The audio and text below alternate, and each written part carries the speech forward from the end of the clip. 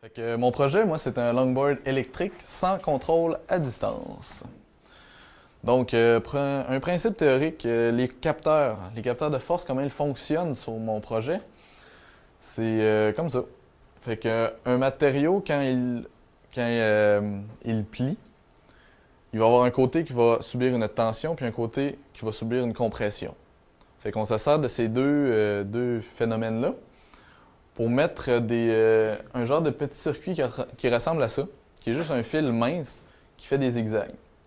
Fait que quand il va être en compression, le fil va vouloir, comment dire, rétrécir. Fait que dans le fond, si on veut, il va épaissir, puis la longueur du circuit va être un petit peu plus court. Ça va offrir une résistance moindre.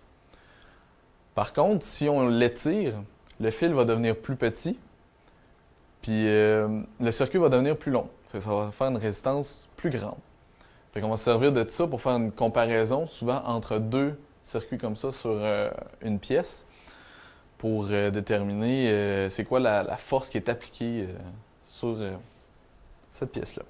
Souvent, ils vont être montés comme ça. On va appliquer une tension sur la patte numéro 1, puis la patte numéro 3 au commun.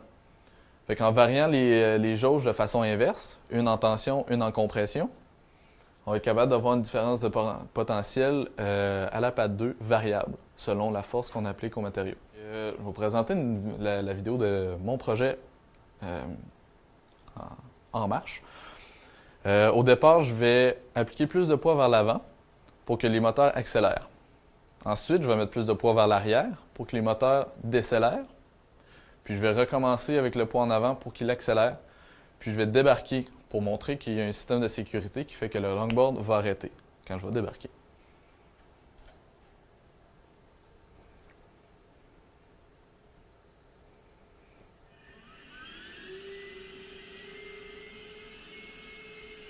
Là, je mets le poids vers l'arrière.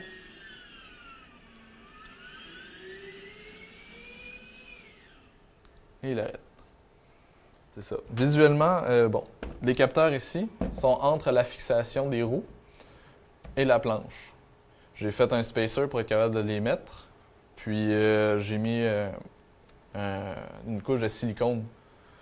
Ici, silicone pour que la fixation puisse bouger par rapport à la planche pour activer les capteurs.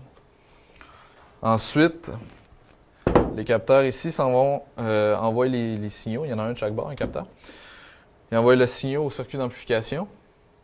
Puis je l'envoie dans le Arduino, qui est juste plus bas.